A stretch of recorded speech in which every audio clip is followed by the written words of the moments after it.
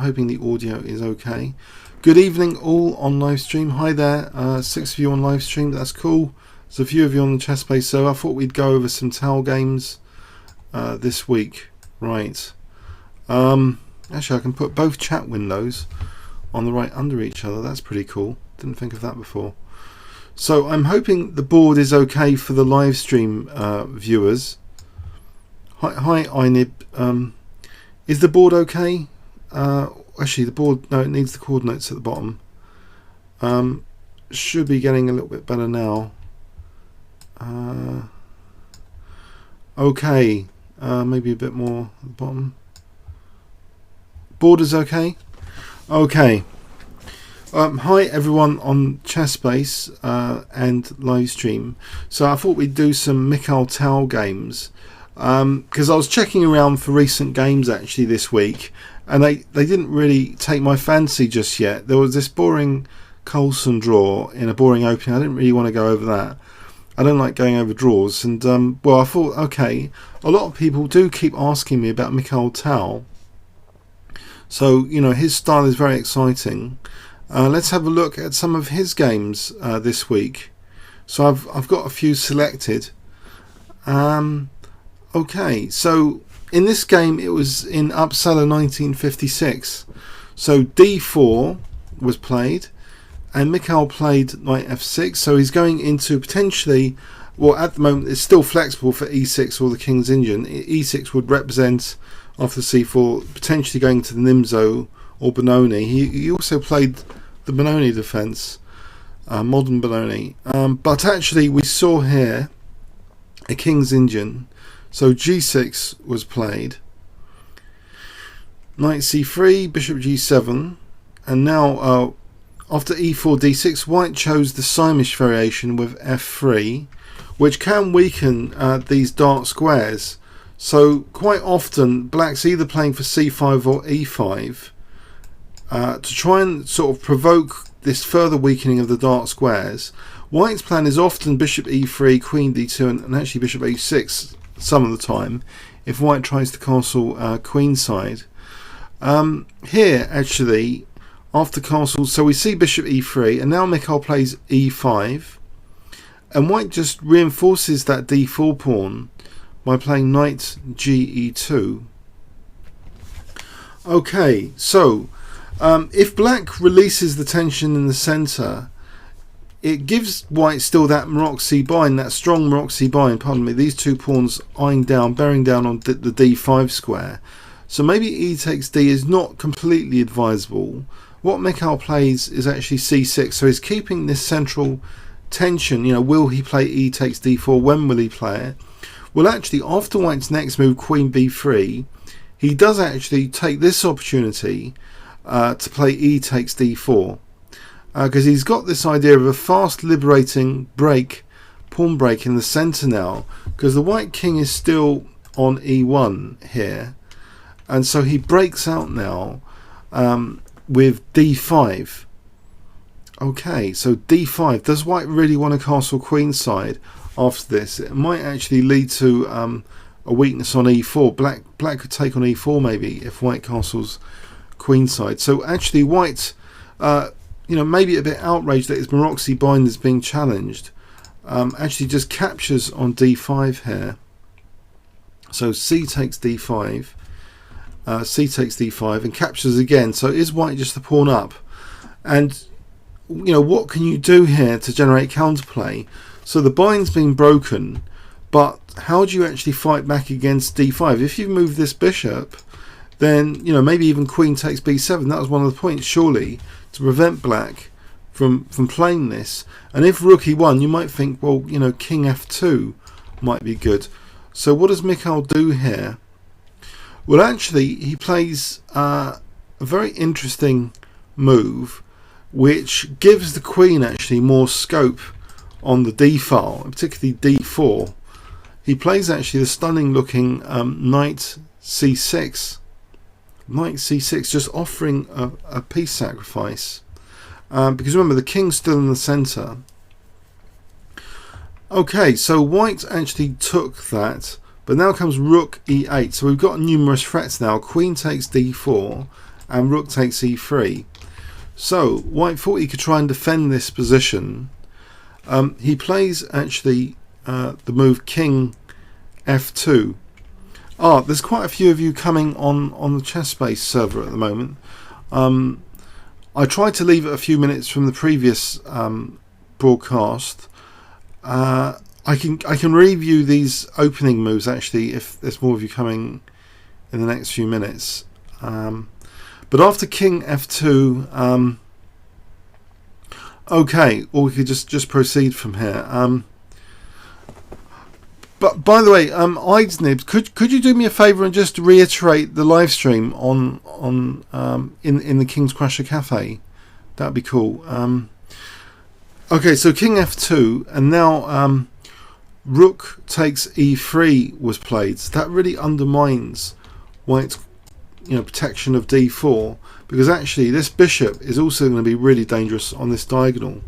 So here, if king takes e3, then there would follow knight g4, I suspect, where queen takes d4 is really powerful. So this is starting to look a bit dodgy for white. He's crumbling. e3 and d4 are crumbling.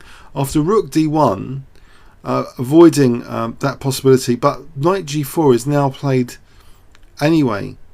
So knight g4 check.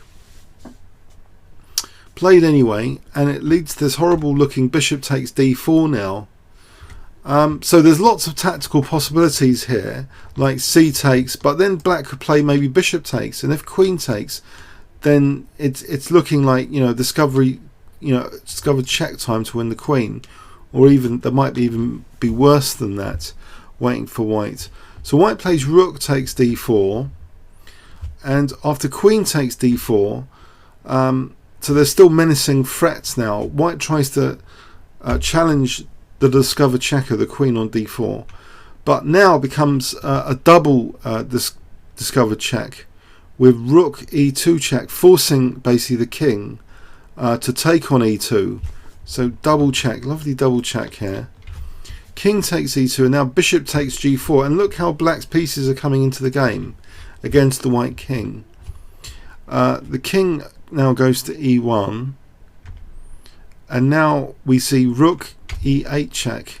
So this is really the king's stranded in the center, the rook still hasn't got out of the game, and after bishop e2, actually the white queen turns out to be a liability now, because Mikhail Tal plays rook takes e2 check. So if knight takes e2, then queen d5, and white actually resigned after rook takes e2 check. So that was a pretty stunning breaking of the Maroczy bind. Let's have a look in overview and summary at that game. So the Simish being used as a kind of way also to get this kind of Maroczy bind, because the pawns on c4 and e4 binds d5, but what Mikhail did in this game was kind of break that bind quite quickly. So first he played e5. After knight g2, first he kept the tension in the position by playing c6. But c6 does have the implication that maybe ed and d5 is on the cards. So queen b3 was trying to maybe clamp down on d5. It's adding further support, and if white castled queenside, you would have thought he would have been okay pretty soon. Okay, but here actually, e takes d4 was played, knight takes d4, and now quickly breaking the bind with d5. So it's a bit Kasparov-like actually. If you remember that classic game Kasparov, there was a quick breaking in the centre with d5. So this is quite stunning really, that this d5 can have such a devastating effect in the hands of attacking dynamic players, because basically all the stuff's been cleared to get to the white king. That's the key thing here. Break open the e-file, but the mechanism to do that is not so obvious. After c takes, e takes, this move is very important. I think this is really a key move here that black has to really emphasize the concept. This move knight c6. So how many of us would have played knight c6 here?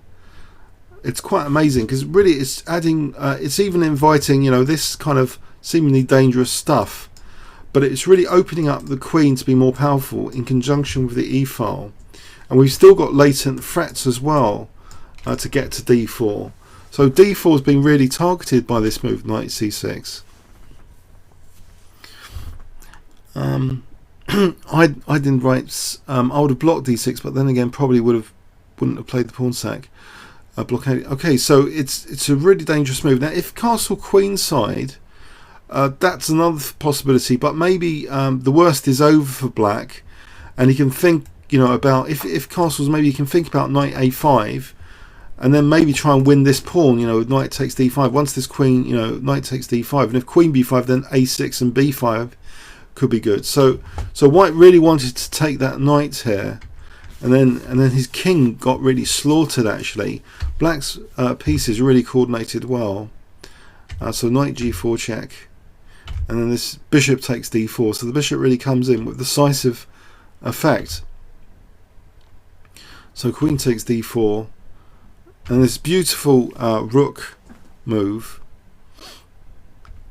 And bishop g4, the rook comes in finally, and then the queen turns out to be a tactical liability on d5 after rook takes e2. So let's have a look at another game. That was quite exciting. I've got a selection of little games from Mikhail Tal this week. So that was the first of my little selection. Hope you enjoyed that one. Let's go on to the next one. Okay.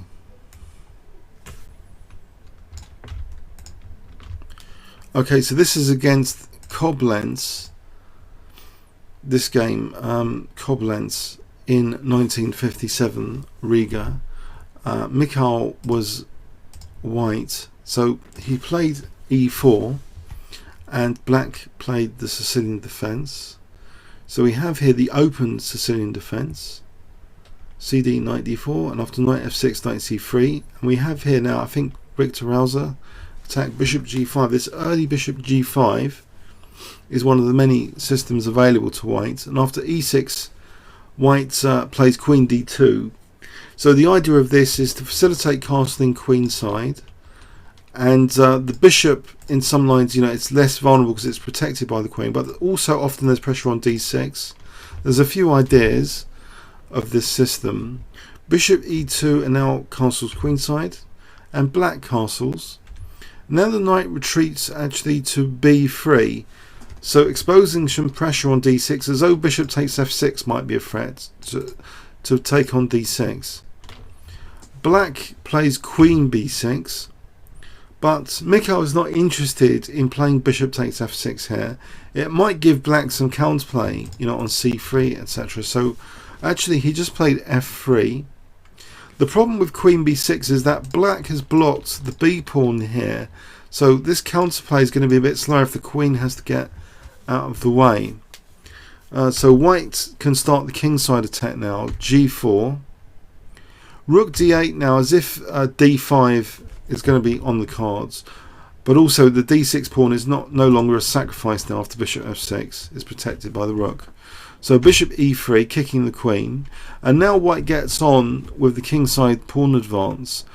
So it looks very much like a kind of English attack system now, with the bishop on e3. We've kind of transposed into a position which could have come out of what later became known as the English attack against the Sicilian defence. Because of that bishop retreating to e3, we've created an important transposition. So those wanting to play the English attack with bishop e3 and f3 can look at this game now. It's just transposed. Black plays b5 and now g5, and this is how I often want to play my blitz games. You've got to be wary of certain technical issues, like not losing your g pawn like I did in a blitz game today. But here there's no chance of that because the queen's over here. There's only the bishop on g5. So we've got these advanced pawns. What do we do with them?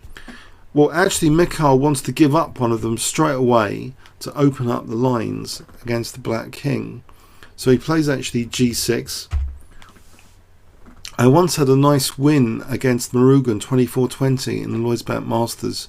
Really crushed Maroczy one of my scalps at the time, one of my highest rated Fido scalps.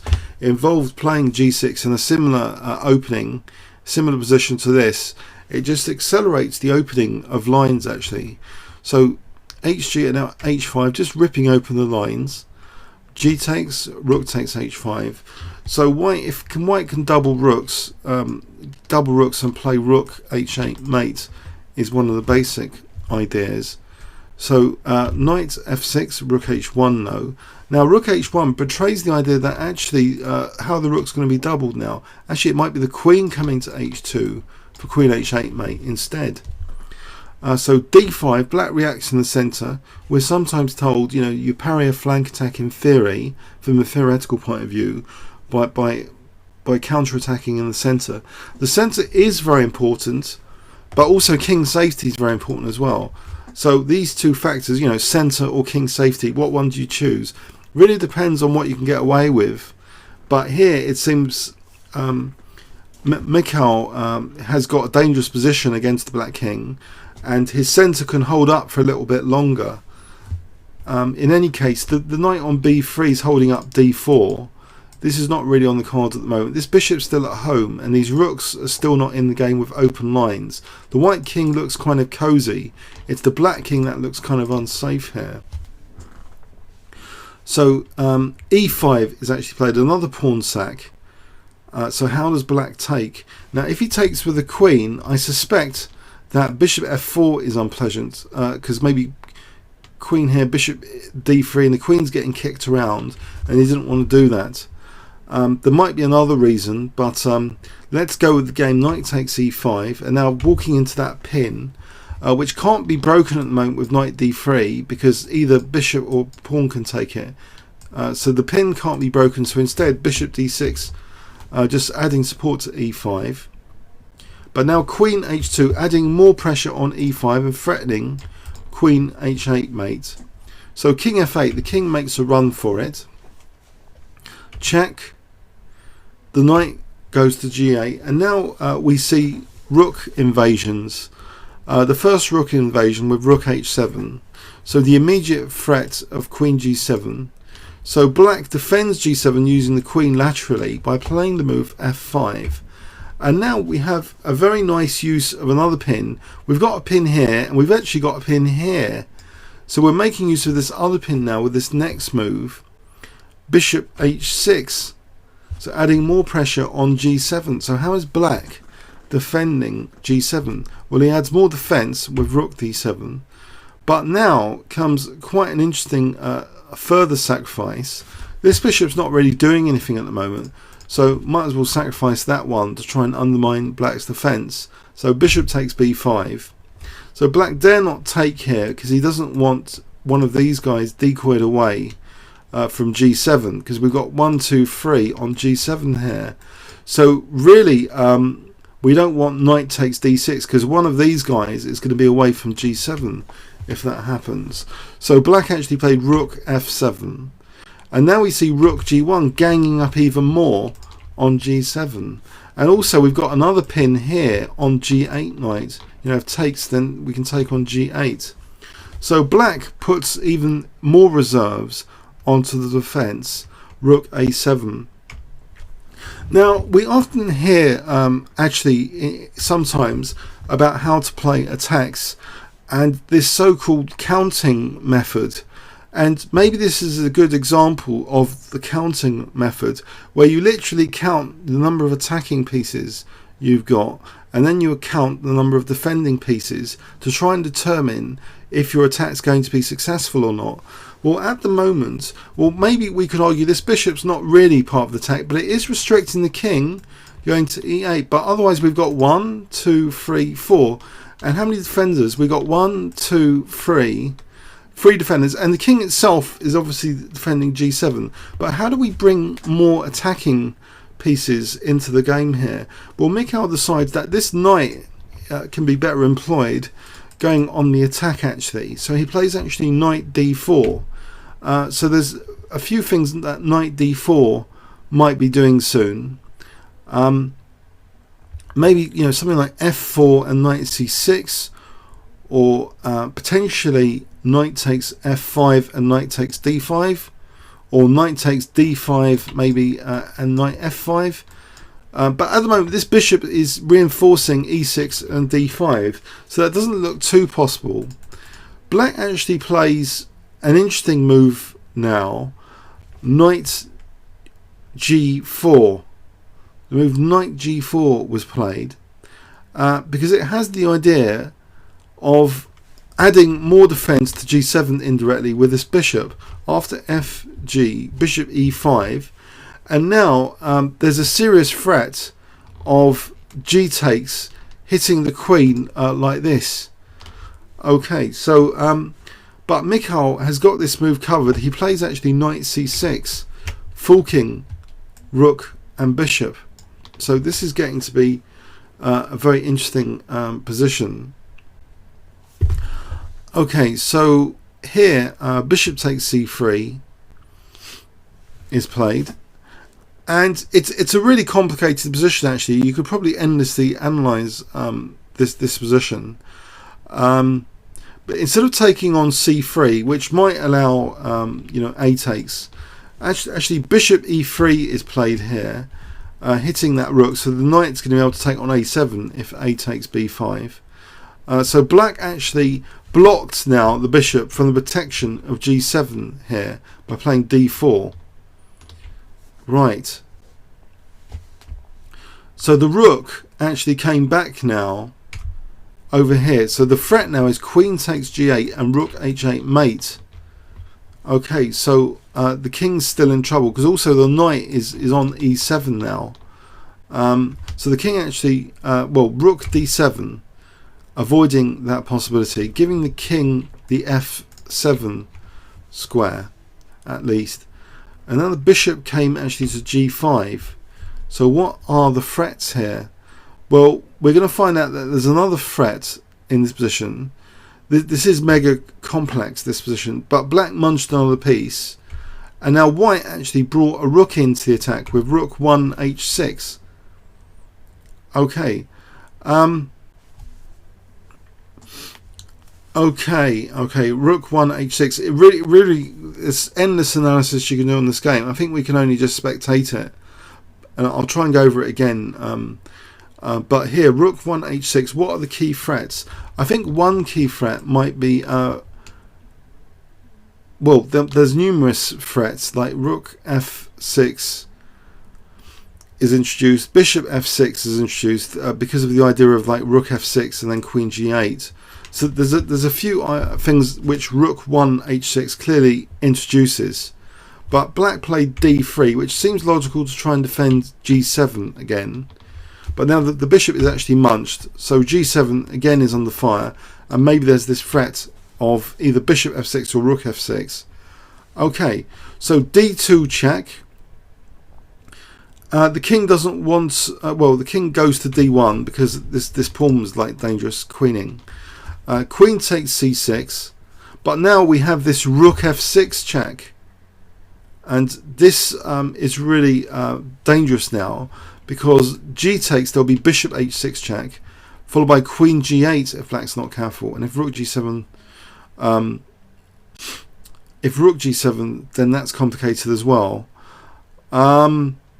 So anyway, but here rook f7 was played, and now the final crushing move of the game, queen takes g7, and here actually black resigned. Now really, this is a famous game, Tal Koblents. You really need an engine to go through it and ask all the questions you want, because it will take hours probably to look at all the ramifications of various defences and attacks. This is just like, but it looked nice. I thought how the pieces were brought into the attack visually. Let's have a look at that again. So it all started from the Richter-Rauser system. Somehow black, white got more and more resources around the opponent's king. I suppose Mikhail Tal really shows you can go far with that simple approach, which was a style I had early. When I was about 18, I won the Lloyd's Under 18 Junior National Under 18. I had a similar approach. Just put loads of resources around the squares of the opponent's king and hope for the best. And it seems here white did manage not only to open up lines but get lots of resources around the king here. So how did this all start again? Well, first of all, there was this pawn sack with g6, which created a few motorways to the black king, a few roads. Now maybe you might argue g5 might be a defensive resource.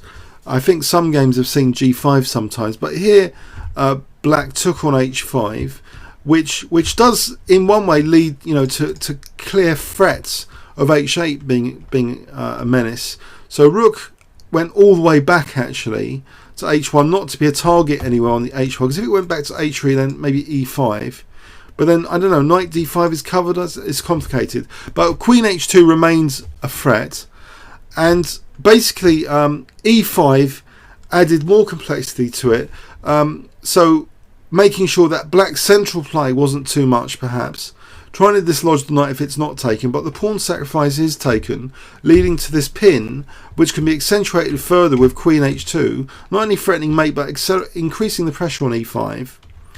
Okay, so king f8, now we see check, and the start of these pins, so the first pin of that knight. So we see this area here around the king, and we see these rooks and bishops, this bishop's in the way of the rooks, coming in. So these rooks ideally want to come in to key squares around here and do some stuff with these pieces as well, ideally. So we've got a few attacking pieces. So how do they all come in for the attack? Well, the first one landed there with rook h7, and then the second another piece there. So we've got 3 pieces on g7 now. The bishop wasn't doing anything anyway, so just sacrifice that one. Bishop takes b5.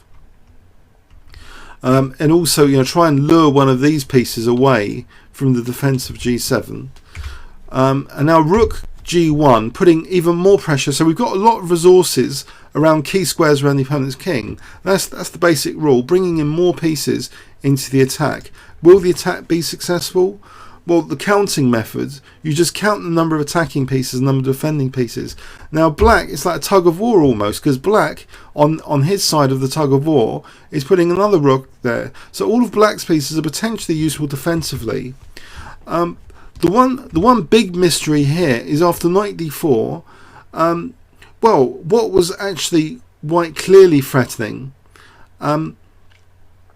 I'm not 100% sure what white was threatening here, but black decided to sacrifice a knight here to get to play bishop e5.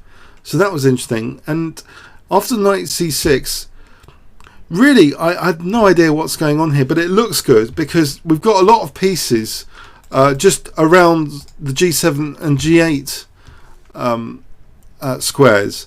So bishop takes c3 was played, and now bishop e3. Okay, bishop e3, what does it do? It attacks the rook again, so maybe there's a clear threat of winning the rook. But also there's bishop c5 check as a threat. Bishop c5 would actually force the king to move, and then queen g8. So actually that's a major threat, which maybe explains actually d4 coming to think about it, because d4 shut down bishop c5 check. Forget the rook, there's bishop c5 check here. So really these key squares, g8 in particular, to play queen g8 will be really cool. So d4 stops bishop c5. Then we have this rook move, which seems to threaten immediately queen takes g8 and rook h8 mating. So rook d7, and now bishop g5 again. And I'm not 100% sure what. Maybe the threat is bishop e7 or something, or bishop f6. Bishop f6. But also it does support this idea of rook h6 to f6 as the game showed. So after takes, rook 1 h6. So we've got a threat now of rook f6 and then bishop h6, just to try and play queen g8 at some point, which looks quite crushing. So d3 protecting g7, but the worst is not over. The bishop's munched. After check, queen takes c6. Now we get this rook f6 in anyway. After rook f7, queen takes g7, and it's all over. So that's an immensely complex game, which looks really good. And I guess we can draw the conclusion about bringing in bits and resources into the attack, and how opposite side casting can also help in that. But let's choose. Let's go on to another game by Mikhail. I hope you enjoyed that one. It takes a lot of analysis, but these games are available on online databases or whatever. So this was Mikhail Tal versus Alexander Koblents, Koblents, played in 1957 Riga. But let's have a look at another game now.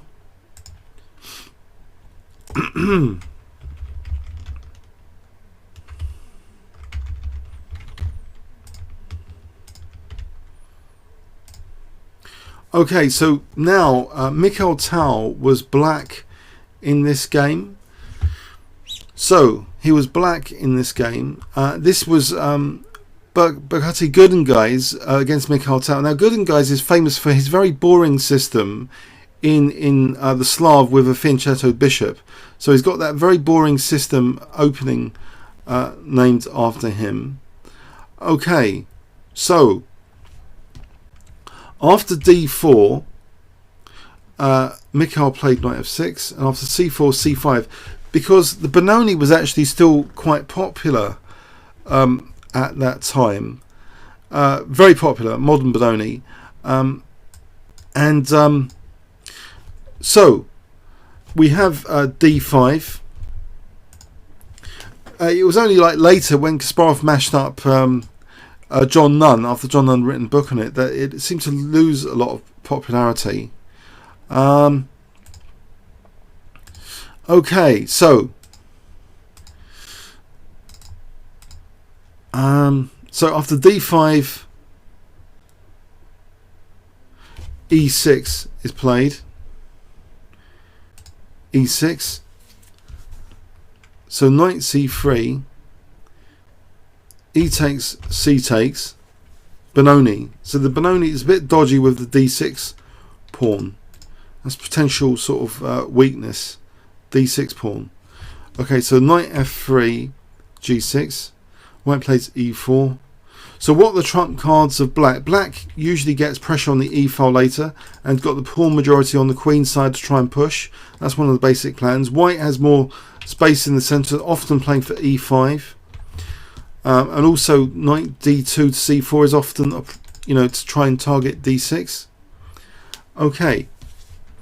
I think Benoni, sorry, Mustang fan writes, who was Benoni guy? It wasn't a person, I think it means son of something, son of sorrow, actually. I think that's what I heard.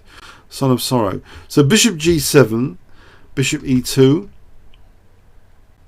both sides castle, rook e8. So black's got that sort of dynamism, that pressure in the centre, targeting the e4 pawn already, so it's protected. And now knight a6. So knight a6 supports the idea of, say, knight c7 and b5. That's one idea it supports. So after rook e1, knight c7, white clamps down on black playing b5 by playing actually the move a4. Still b6, and black's position seems okay. Still after queen c2, now we see knight g4.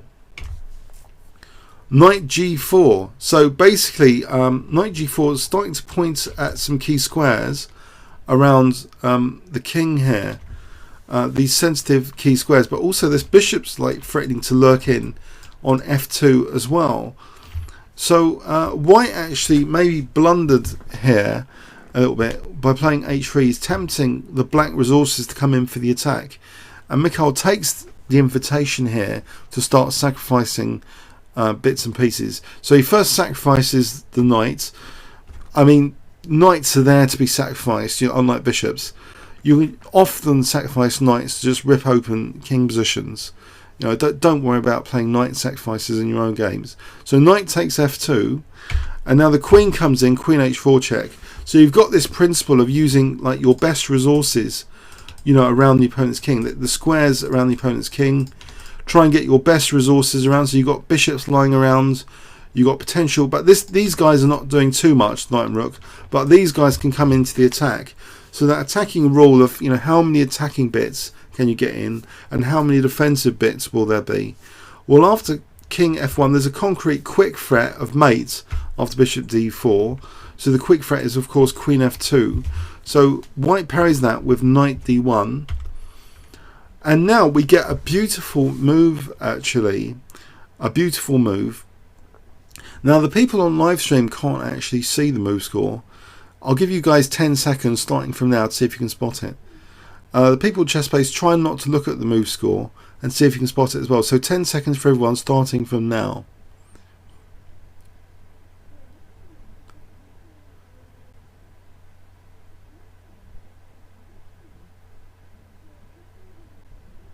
Okay. Okay. I'm going to show you the move now. Some of you may have seen it already. Okay. Some of you are saying bishop h3. No, not bishop h3. Queen takes h3. Queen takes h3. Because look, g takes, there'll be bishop takes h3 mate. Look, the bishops are covering all the squares.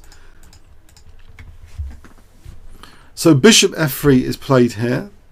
And now queen h2 threatening queen g1 check, among other things. So knight e3 was played, blocking that bishop. But now we bring in more resources into the attack. f5. So there's a pin on that pawn because e3 is like vulnerable now. So knight d c4, protecting e3 again. We want to get these guys ideally into the attack. F takes, bishop takes. And now the bishop comes in on that diagonal. Beautiful. The bishop is being used on that diagonal. So we've got major threats now lurking.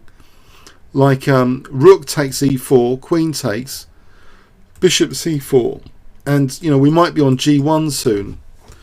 Okay, so bishop f3. But now rook e5. Look, this rook can also now come into the attack. Look at how many attacking bits now we've got. Targeted squares around the opponent's king. Quite a lot. White tries to defend with rook a3. Like in a previous game we saw, white tries to use his resources to defend. And there's that golden rule of the count of attacking pieces versus the count of defensive pieces.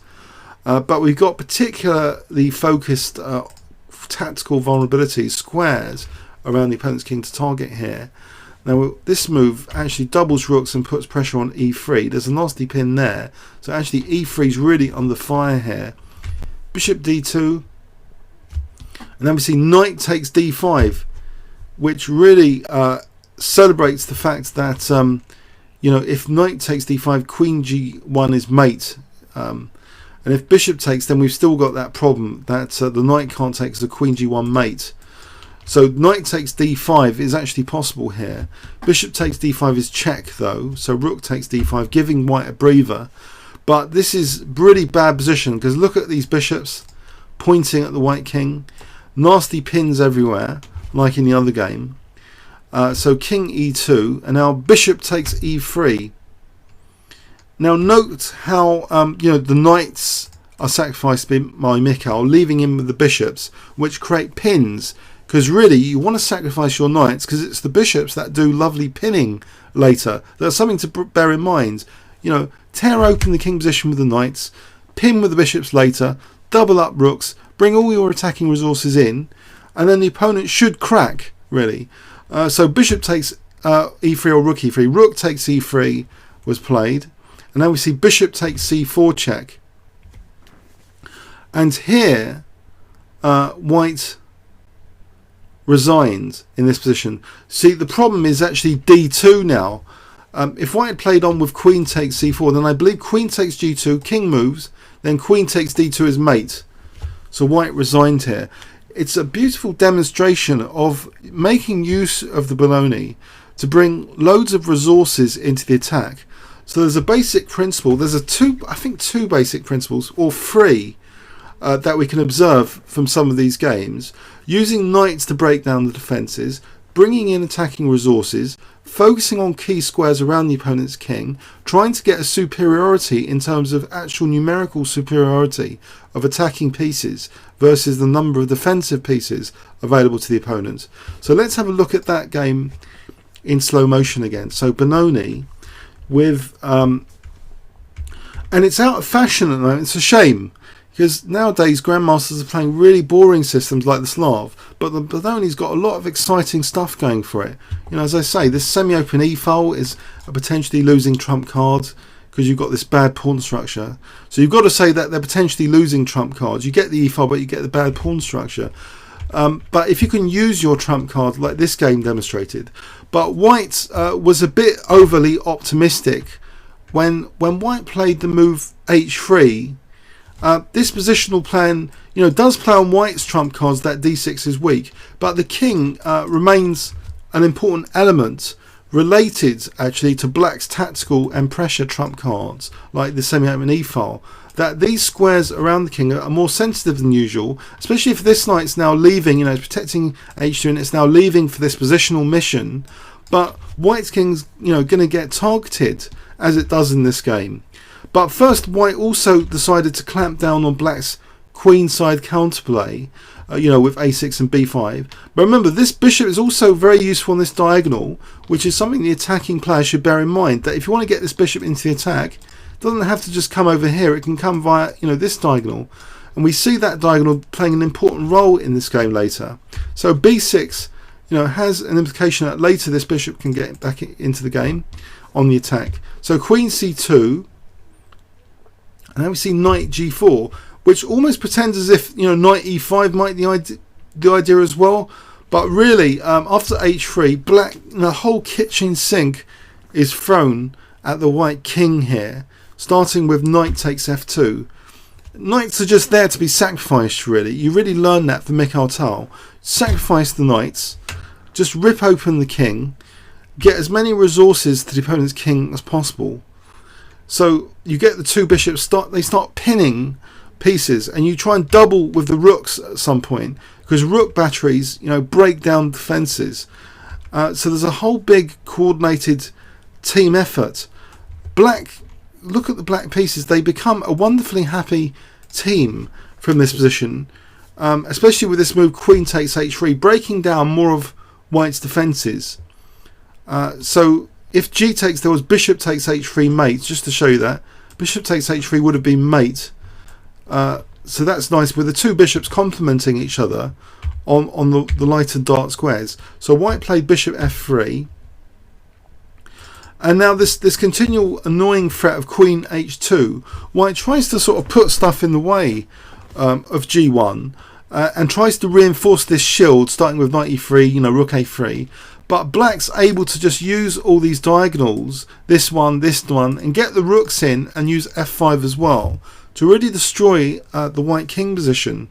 So we see knight e3, f5, and then after dc4 we see takes and bishop a6. Look at the black team, they're all coming together, and the rooks are now ready to come and work as well for the attack. So rook e5 for either the doubling of rooks on e3 or just rook f8 as well would be useful.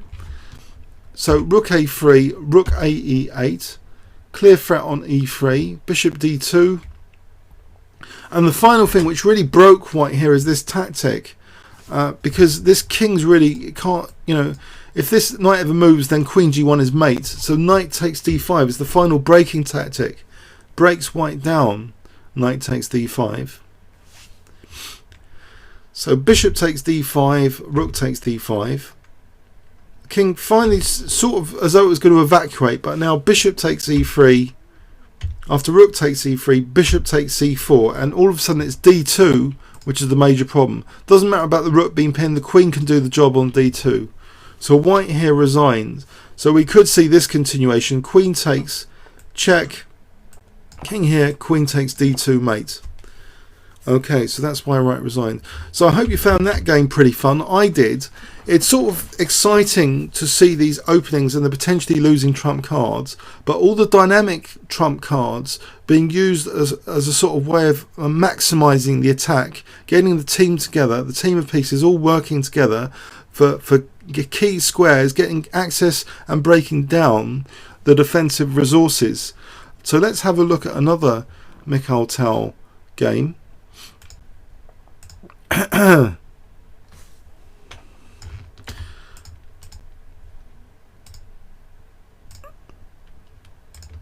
I'm quite excited by this one.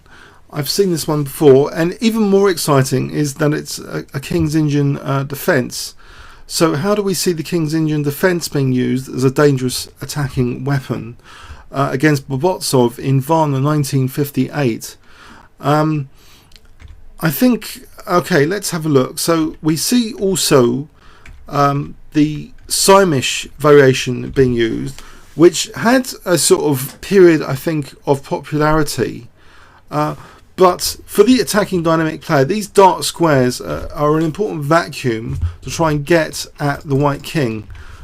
So we're going to be using breaks like e5 and c5 usually, but white is often striving to castle queenside, and we see in this game actually white does manage to castle queenside. So after castles, white is allowed to get on with it. c5, bishop e3. Now knight bd7 and queen d2. So white's preparing to castle queenside, and then the usual plan, we're like h4, h5, or g4, h5 takes, bishop h6, take on g7, queen h6, and then mating. So that's the usual plan. But a6, black is also striving for queenside counterplay, and notably c4.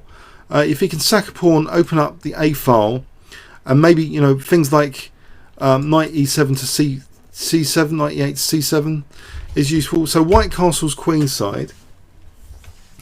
But actually we see an interesting move here, queen a5, not minding potential moves like knight d5 at the moment. Doesn't matter about losing e7. If you can take a2 is no problem at the moment. So king b1, and now is this threat really on the cards? Knight d5, discovering an attack against the queen and also against e7. Is Mikhail Tal worried by this? No, he's not worried about this. He plays b5 anyway, and knight d5 happens. So what happens here? Knight d5. Is he going to do a retreating move back? But then maybe d takes c is going to be really annoying, among other things. No, what he does here, believe it or not, well, I'll give you guys on live stream, and please don't look at the score sheet, you guys on chess players. I'll give you all 10 seconds to see if you can spot black's move here. Don't look at the score sheet, you guys are on the chess play server, but you guys on live stream, 10 seconds to try and guess black's next move. So your queen's attacked. Okay, what do you play here? 10 seconds starting from now.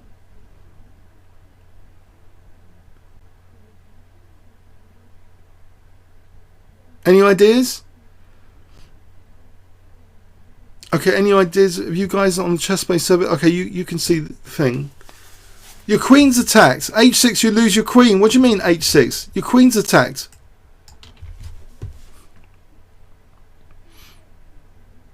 Okay. Okay. So we see a beautiful move, which left an impression, I think, on many Russian grandmasters at the time.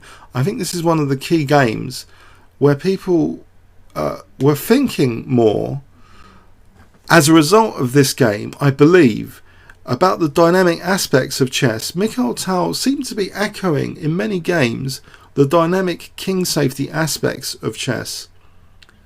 That chess isn't just about pawn structure, it's about king safety. So knight takes d5 was played, sacrificing the queen. So queen takes e5, then we see knight takes e3. So it's only 2 pieces for the queen at the moment, but the rook is attacked. Okay, and we've got potential b file, we've got potential coordination of the team here, with rook on b8 coming to join with that thing. And also this knight is potentially dangerous if this queen ever moves, for knight b6 to c4 or a4. Okay, so at the moment though, the rook's attacked. White concretely tries to do something about the rook. He moves it. He plays rook c1, which also defends c4, because also there's a threat of knight c4. Now this threat is actually carried out anyway. Knight takes c4, so winning the exchange as well. So it's 2 pieces in the exchange. So let's do the calculations. 2 pieces is 3 plus 3, 6, and winning the exchange, like difference between a rook and a knight, winning the exchange is like 5 minus 3, that's 2. So we're talking about 8 units in total. Queen's worth 10, so it's still minus 2 after this. So this position is about minus 2. But let's factor in the dynamic elements. We've got a B file, we've got a beautiful bishop. This bishop is like a fantastic bishop, because look at these dark squares that I mentioned earlier. It's absolutely fantastic because it can coordinate with its team as well, and there's immediately pressure on d4. And look at these guys, they're not really doing anything at the moment, they're a bit passive. So this position looks a bit passive for white, and coordination for black looks on the cards.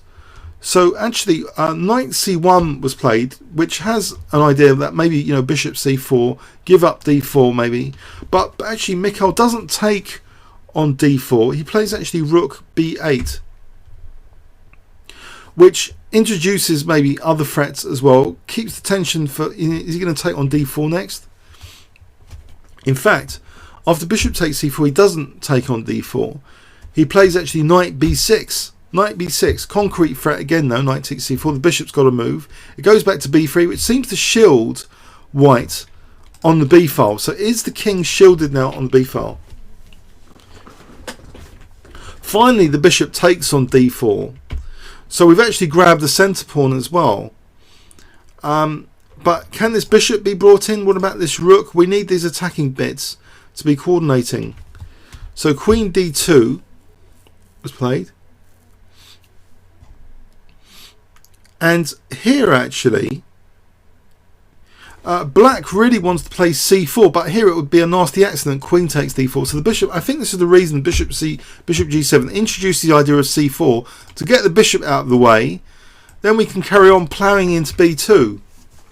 So bishop g7 prepares c4. Nice retreat.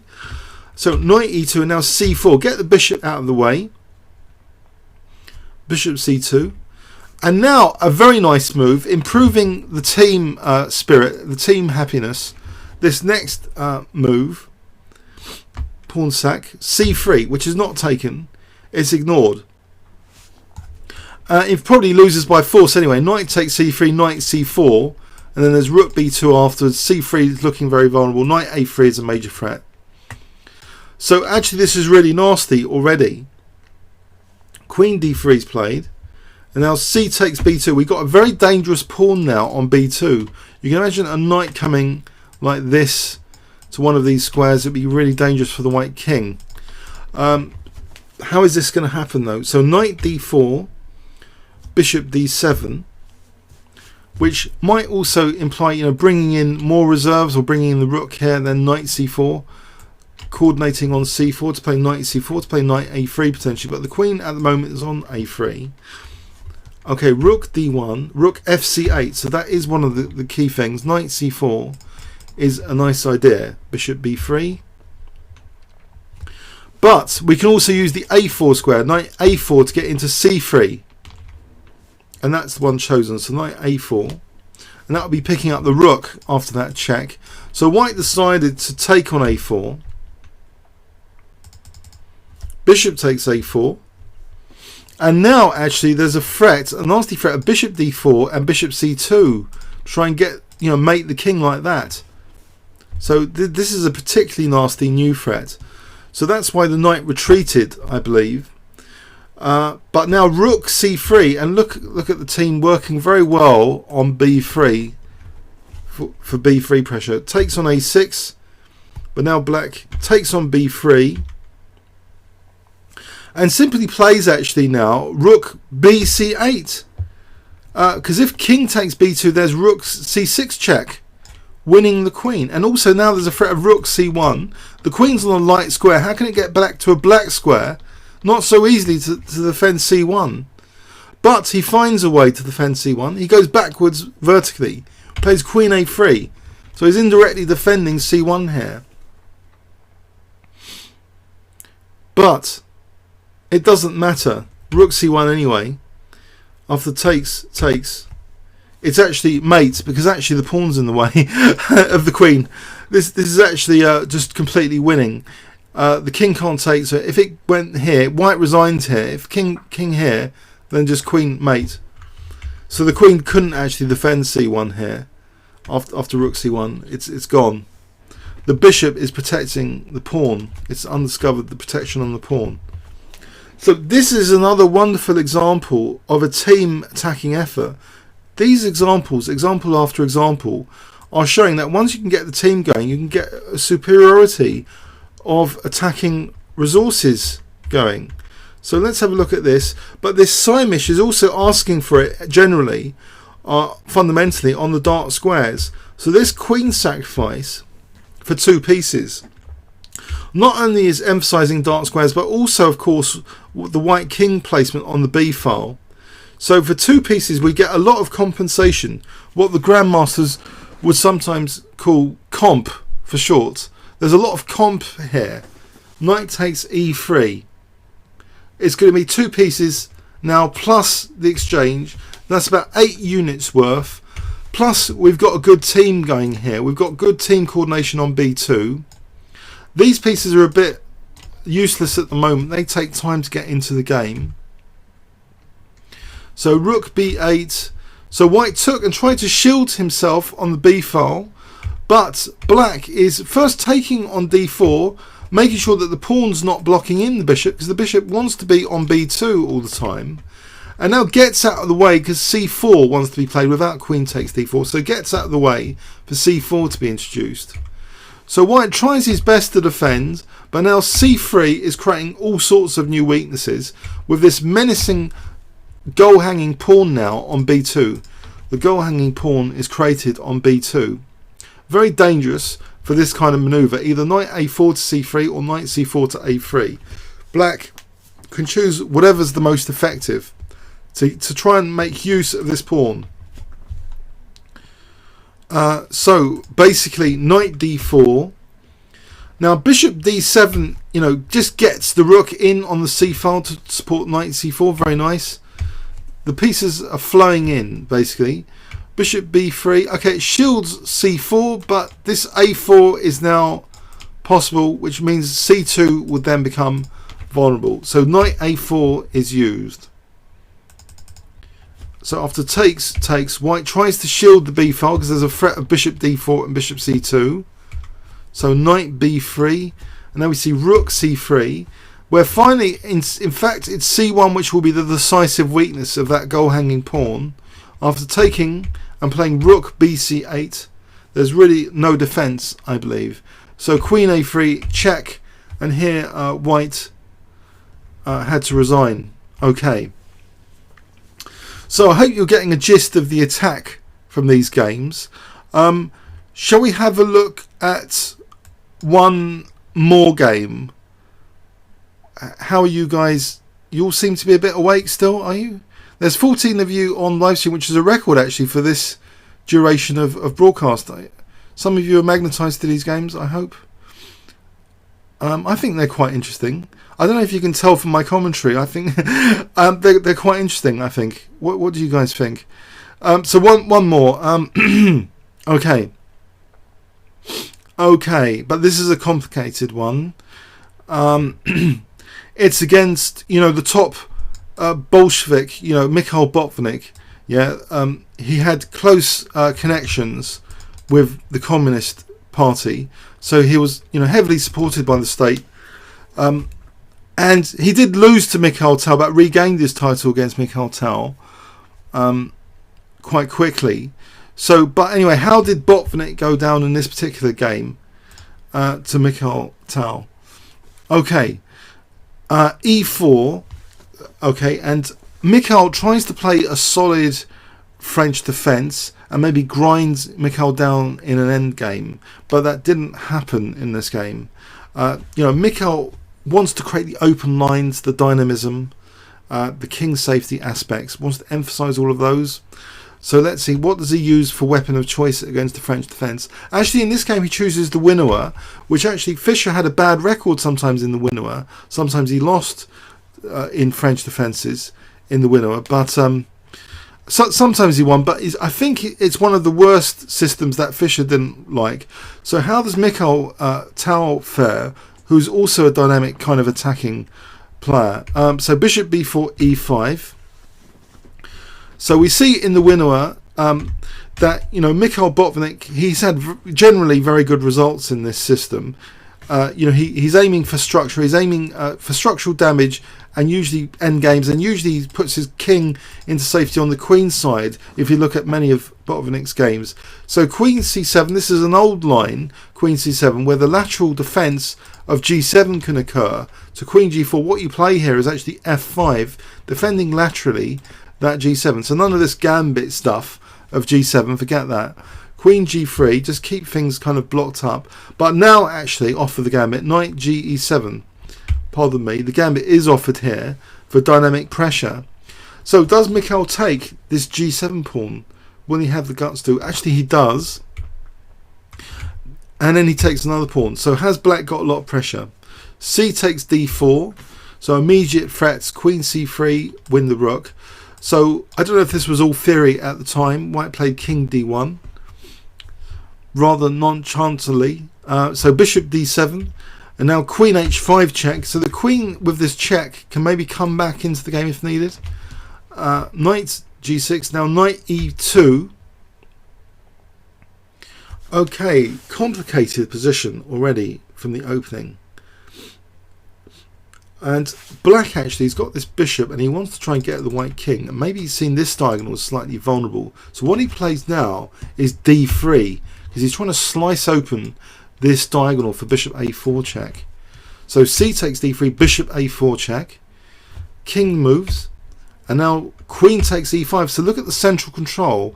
Is black, if black can castle queenside, this would look like an ideal position to play for things like d4, and then maybe even knight f4, and then e2 would be pinned to the king. So this looks like a dangerous position for white. But what Mikhail does now is stop the idea of casting queenside. So bishop g5, cutting off the king for a moment, and now d4, kicking the queen away from the centre a little bit. And now he's got this trump card actually, the passed h pawn, which if unchallenged can go all the way to queen one day. But, is his king going to make it? Black now rips open the centre with e5. It's a very complicated position. Rook h3 now is played. And maybe white can aim to kind of hijack the c file by playing rook c3 against the queen to create a pin at least. That's what, trying to defend and counter-attack on these squares. Particularly c3 here. So queen f7. And now actually d takes e5, because with the bishop pair you want to try and open lines, especially the dark squares. That would be good for that bishop. Knight c takes e5. But also the rook can now swing, rook e3, and all of a sudden you feel some of the dynamic pressure building up against Mikhail. He plays king d7, and you would say, well, his rooks are now connected. Wonderful, and he can play rook e8. So what's the big deal here? Well, there's rook b1. Okay, what to do about b7? He plays b6. But now we see another threat emerging, knight f4. So making use of that pin. Well, actually, knight takes f4, queen takes, and then bishop takes f4. But here, so d5 is a bit vulnerable. Rook a e8. Okay, so certain vulnerabilities in this position. e5 is not going to be so vulnerable. So rook b4 hitting a4, defending f4, maybe coming into d4 as well to add more pressure to d5. If coordination can occur on d5, that would be cool.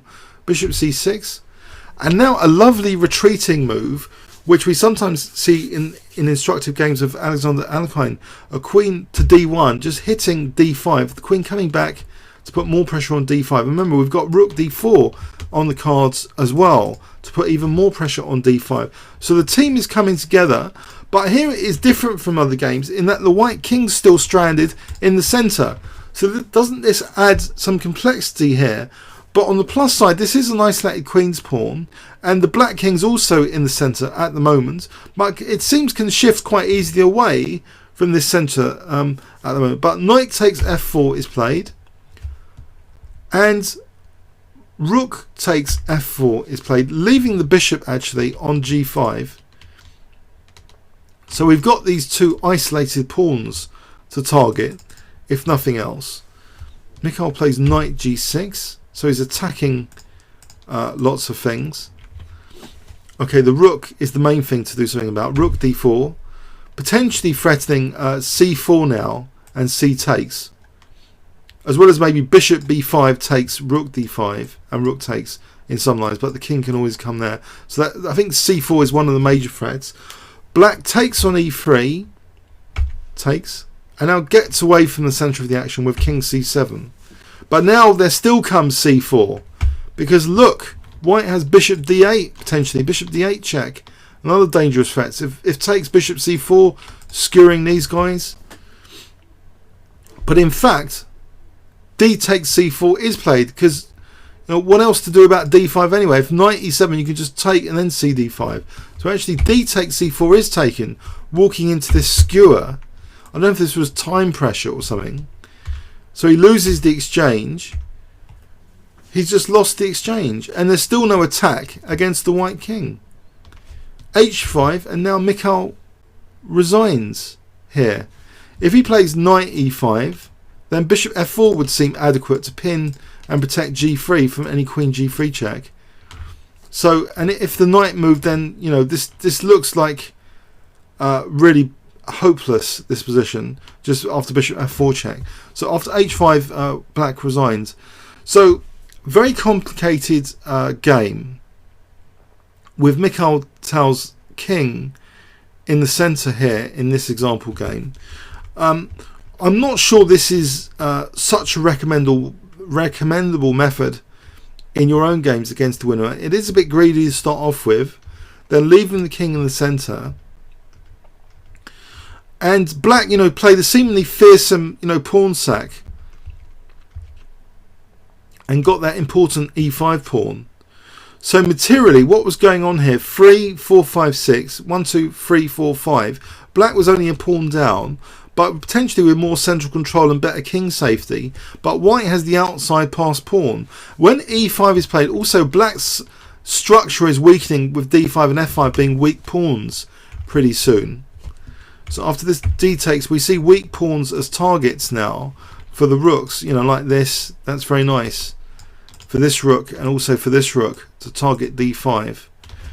Okay, but a key move here coming up, I think, was this queen d1 coming up very shortly. Queen d1, and it looks as though white is starting to sort out many issues now, leaving black with these weak pawns, particularly d5 pawn being exceptionally weak, to c4 being played, which actually sort of won the game here.